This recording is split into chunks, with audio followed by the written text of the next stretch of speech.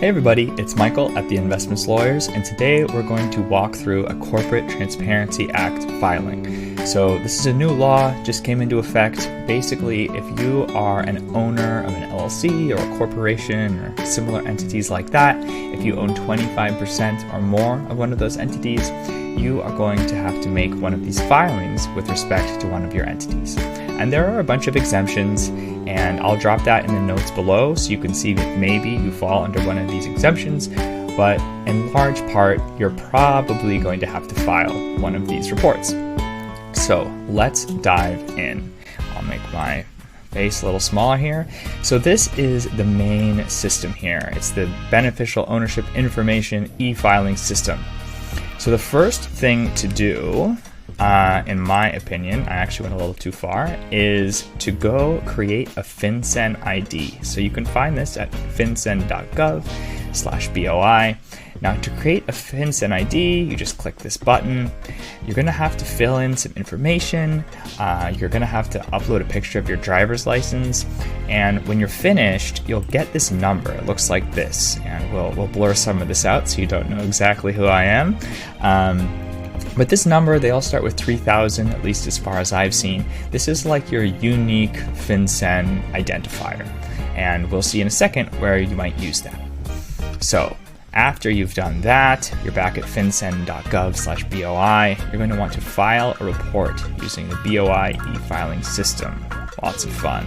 I'm going to go to File BOIR. You can submit a PDF. I have not done that before. I don't know why you would. So I would do the online version, agree. And now you have 5 steps here. So we'll go through each of them. So if this is the first time you've done this, you're going to click Initial Report.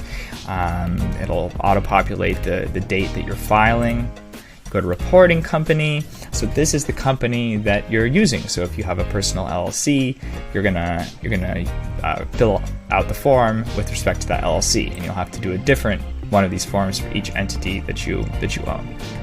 All right, so I clicked Request to receive a FinCEN ID for the entity 2, in addition to your personal FinCEN identifier. You're going to type in the name of the company. If you have a DBA, you should write that. You're going to have to put the EIN of your business, so write that in, and then just some information, address information about where the business is located. Company applicant. So this is the person who is filling out the application. Now, if you're filling this out for an entity that existed before January 1st of 2024, you can just click this this existing reporting entity, and then you actually don't have to do the rest of this section. You only have to do this if the entity was formed January 1st, 2024 or later. And one quick note on that, if the entity was formed before January 1st, 2024, you have all of 2024 to do this report. So you can file it in December if you want to. For new entities, ones that have been formed in 2024, you have 90 days to make that filing. It used to be 30, but they extended it because they thought people might have a little bit of trouble. So those are the rules.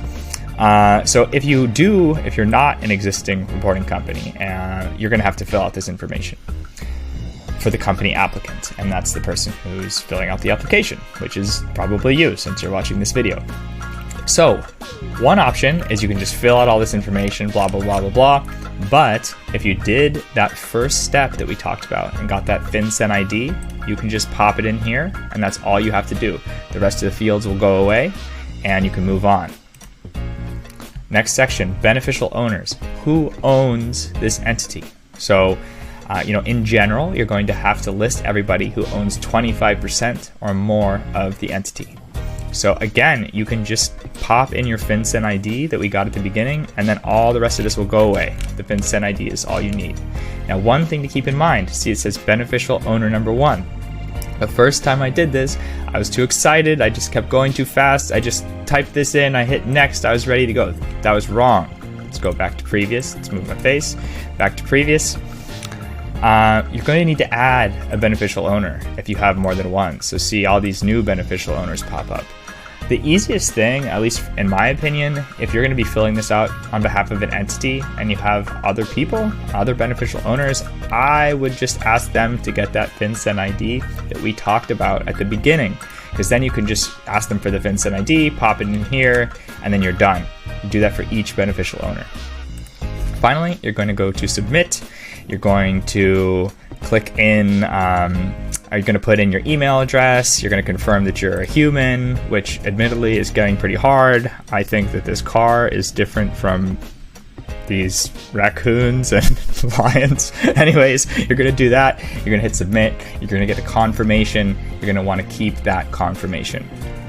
Okay, and why is this a big deal? Let's take a look. The penalties for failure to comply can be fines of up to $500 per day, up to $10,000, and you might have to go to jail for 2 years. So you don't want that. So let's make sure to get these filings done. It's not that hard.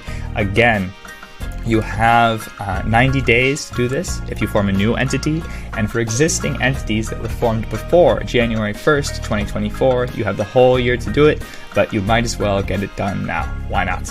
All right, thanks again. Again, I'm Michael at the law firm The Investments Lawyers, and I hope that you're doing well. Thanks for watching.